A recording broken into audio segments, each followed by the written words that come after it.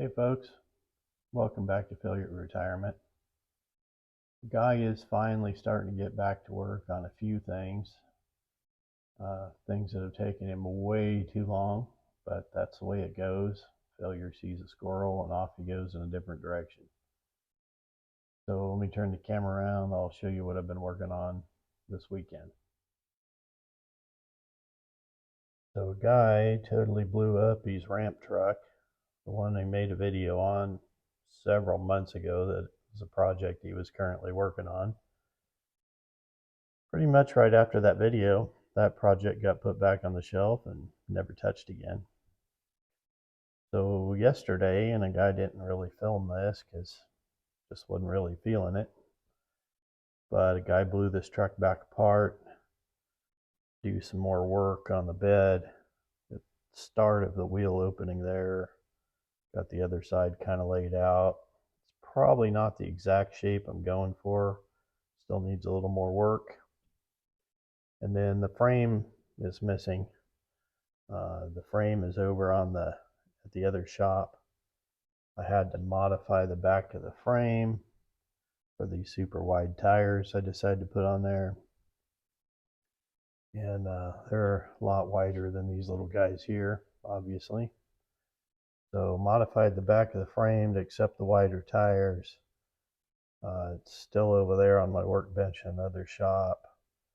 Where I need to do kind of some finish welding on it and get it ready, essentially get the frame ready for paint, I guess you would say, or final fitment and then paint, hopefully. So anyway, I'll kind of film this in little bits and pieces as we go here. Didn't film it as I was working on it. So we'll show you the frame when we go back over there to weld her up. Okay folks, so here we are back over at the welding bench. If you look at this frame for the ramp truck, you can see failure. He added a rear cross member and put those frame rails in to accommodate the wider tires. Then had to drill 2 more holes here because of course the new frame rails covered up the holes where I screw the ramp body onto the truck chassis. So this still needs a little bit more finish welding. We'll do that. And then the front axle ended up being a little too far forward. Failure kind of misjudged that a little bit. So while we're here, we're going to weld these holes shut and drill new holes because, yeah, it's close enough that the holes are going to overlap a little bit. So we got to weld them shut. So let me get you up on the tripod here. We'll do some welding for a few seconds. Hold on.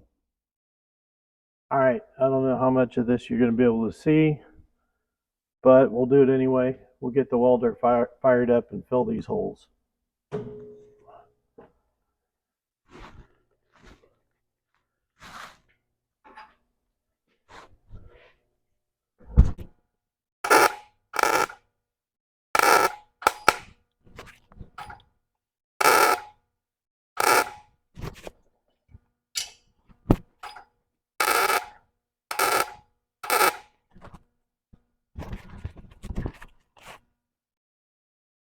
Now a little bit of finish welding back here.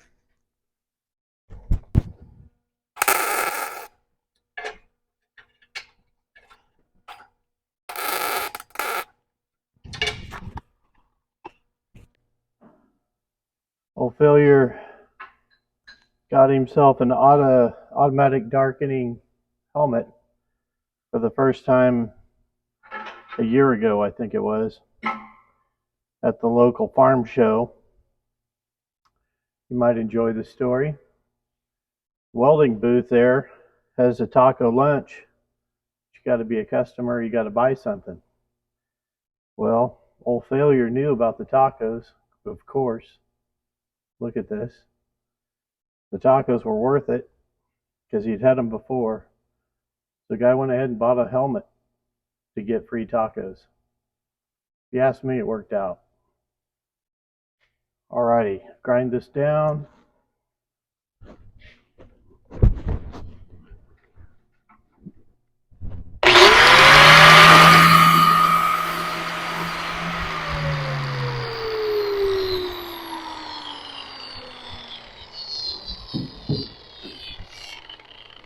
Yeah, still not used to the helmet.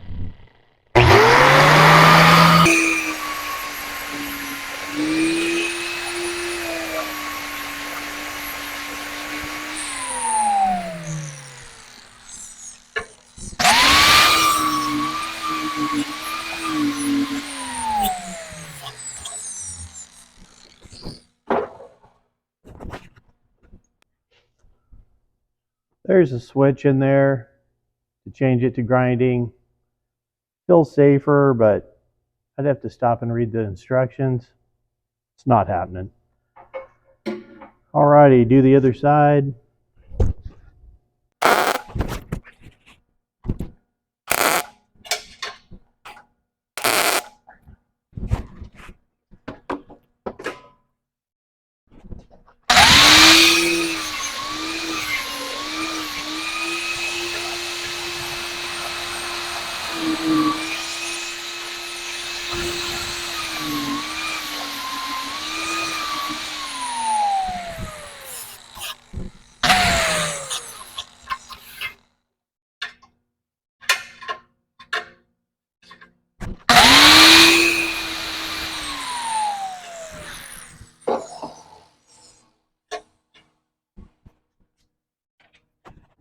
All right, the guy previously measured out where he thought this ought to go.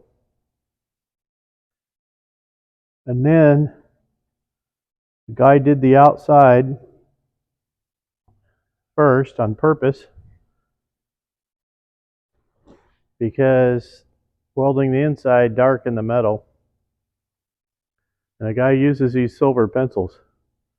If you've never used a silver pencil before and you're a fabricator, highly recommend. One problem is you get really shiny metal, it can be really hard to see your mark. And I had to hit this one with the grinder, so I took some of the black off, so we'll see what happens here. No, I think we're probably good. Yeah, we're good. Alrighty, little punch mark. If you're wondering, the guy's just going to eyeball the height that's been working out for him so far.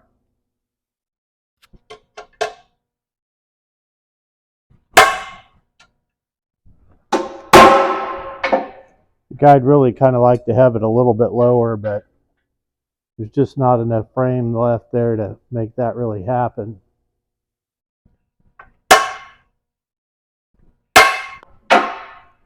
You're wondering about the welding table? Guy made this himself about 25 years ago. Originally, it was a tongue for a mobile home.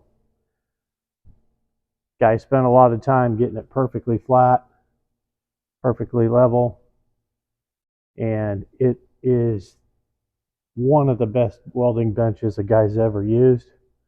Copied it off the best one I ever used.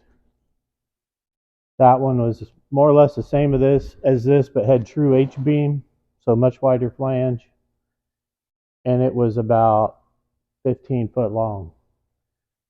And it also, and I didn't care one way or the other for this, but it had a stop on one side.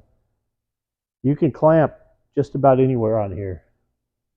Guy has a bunch of these vice grips he uses, all sizes and shapes. Pretty awesome. Okay, so I'm just going to turn you around just a little bit. Guy's going to use his old-time drill press here that he got from his dad.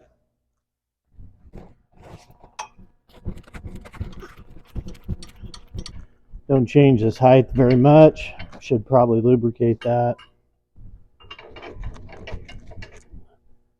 There's a saying about that, but if you know it, you know it.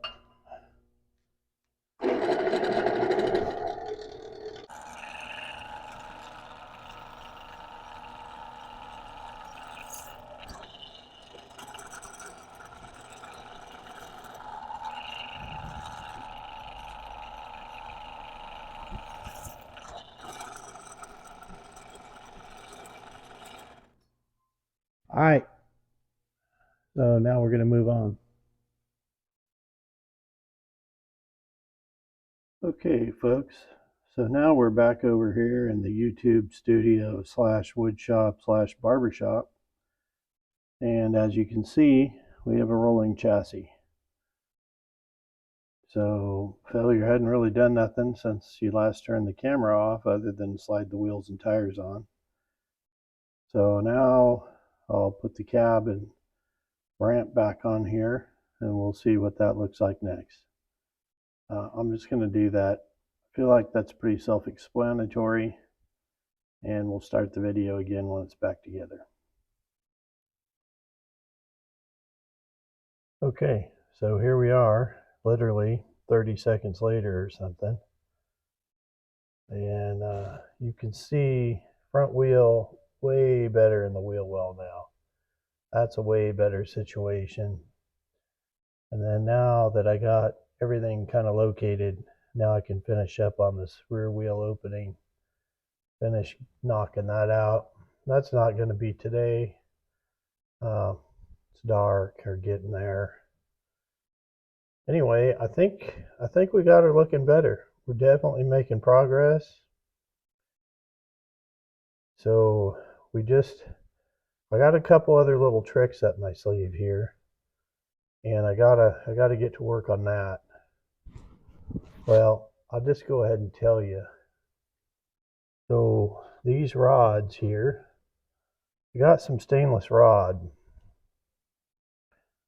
So what I'm going to try to do is I'm going to try to router a groove in the side here, and then set probably two of these rods just a little ways apart. And then I think I'm going to router that groove. I'm going to stain it or whatever I'm going to do there. But polish the rod, inset the rod into the groove in the wood. And we'll have a couple polished strips going down the side of that big slab-sided bed. Still haven't really decided on stain, color, what I'm going to do there. Drop a comment if you have a thought on that. But I think the polished rod's going down through there. It's going to look like a stainless trim basically on the side of a car.